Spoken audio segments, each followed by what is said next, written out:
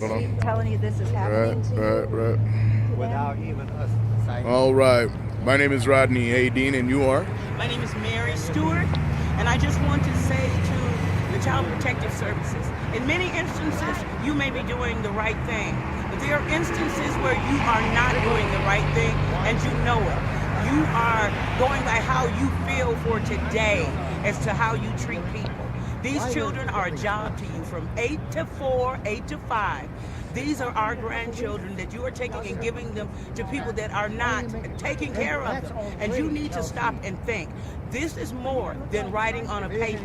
These are these children's lives. Do you have personal knowledge? Yes, I do. And what, if you don't mind, could you share some of that? I had more than one grandchild taken away. And recently, my ex-son-in-law went to court, said that I was not stable, and without any evidence of any kind, they just stopped my visitation rights for overnight stays. We need to just not listen. We need to pay attention. We need evidence before you start making these different actions in court, before you start signing your names to papers to ruin these children's lives. And that's all I've got to say. Have a great day. Well, just give your name one more time. My name is Mary Stewart. Okay. And don't send the police to my house. Thank Don't you, send the everybody. police. Thank you, Mary. Those are more sentiments by people that are passing by, so with the support of these others that are talking about the rights of parents and child protective services. Let's get a little bit more information. Anybody else want to say anything right quick? Well, there's one thing that I didn't mention when I was speaking before is that, you know, kind of the incentive program of the Social Security Title 4D and E funding that is basically federal money out of all of our retirements, our Social Security, that is being paid into the states directly, giving them an incentive to separate children from one parent or the other. Every bit of child support collected is given on a percentage basis, and all of the kickbacks are going down to the officers of the courts and lawyers, attorneys, bar association, and everybody who's involved in profiting from the pain of our, you know, destroyed families. You know, I didn't mention about that before, is that is what the real culprit that makes it so that everybody, you know, nobody's going to take money out of their own pocket to do the right thing.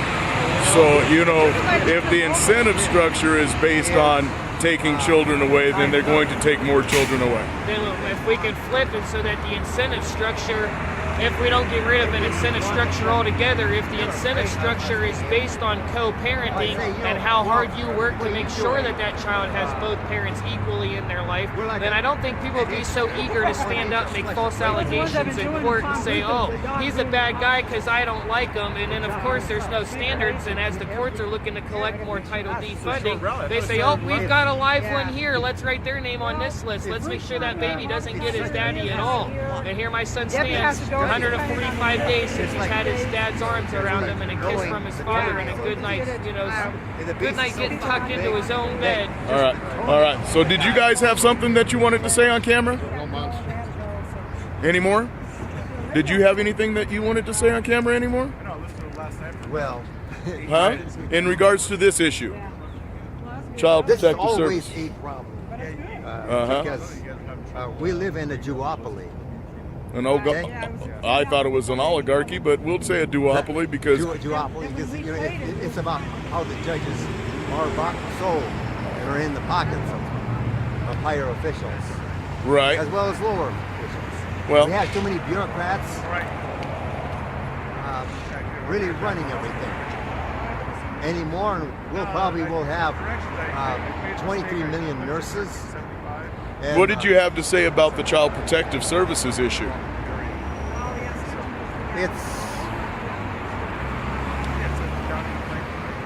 It goes so fast, so that no logic thinking, and you have to reverse the aggressive action of it. It's so aggressive, and it tears down a person's life, especially how difficult it is to build up a life. They tear you down in one afternoon. Thank you very much. That is an extreme injustice. Yes, it is, and you understand that, like you were saying before. Right. Well, like I said, if you don't solve the problem of corruption in the courts, then you can't really address many other problems, because things are adjudicated in court. It is in court that we decide what the effect of whatever the laws on the statutes are, Right. and how they are applied. So we have laws on this in the statutes that cause certain things to be crimes. Those things are crimes if an individual does them. They're crimes if a group of people get together and do them.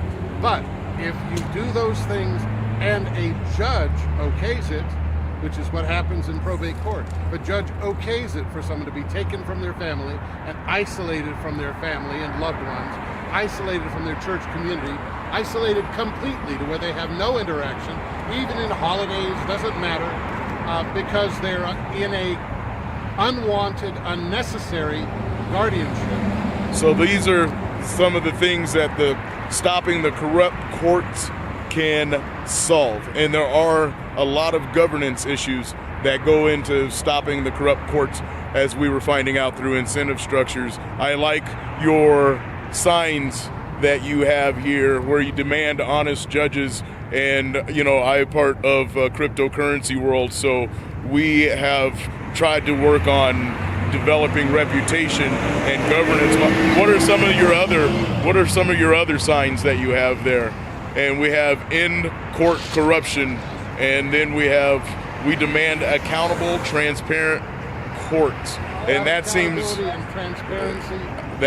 to be something that and hold judges 100% accountable. And so there are a lot of our parents robbed by probate. Probate is one of those things that it is, robbed by probate courts. Don't think that your trust and wills are going to protect you, because they do not. Right, and we have Reinstate CORA, the Colorado Open Records Act. The judiciary in Colorado has self-exempted themselves from the Colorado Open This Records place right Act. here exempted themselves from the Colorado So you Open cannot Records get Act. information out of the court.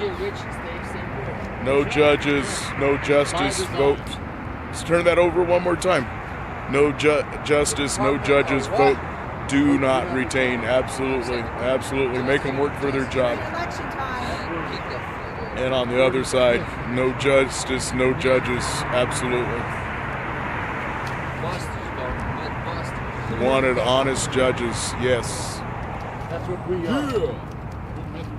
Yeah, I'm West Looney. No justice, vote. No judges. What was on the back of that one? Oh, look at there. We got to change the game. Not to retain. Vote not to retain. Not retain, yep. Look at there. Okay. What's on the back of that? And then when I come to Look at there. We demand accountability, transparency, and justice. Yeah. Eliminate judicial immunity. They now have to leave? Look at there. Yeah. All right. Well, thank you very much. Did you have a last closing statement, since you got to put together all of your... Right. We are working nationally with about 5 organizations. And we are. Who are we? We are FACES, Families Against Court Embezzlement and Unethical Standards. You can reach us at info@faceus.org. We're sick and tired of the probate courts stealing people's money. They are taking our seniors and they're isolating them. They're putting them in nursing homes, taking their assets, keeping the money for themselves. If we were to do that, we would be in prison. But they are isolating our parents from our loved ones to steal their money. Maybe you might get your parent back, maybe you won't. Most of the times you don't. Get your poop in a group, mates. Get your shit together, government. Yes, get your shit together, government.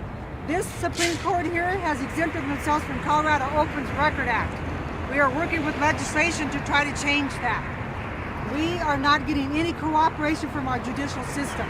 We need to let the people know of Colorado that probate courts is a $4 trillion business operated by these courts. Okay, so state your organization again, give your name, and I will... I just want some truth and some help, maybe. My organization is Families Against Court Embezzlement Unethical Standards, faceus.org. Okay, and your name?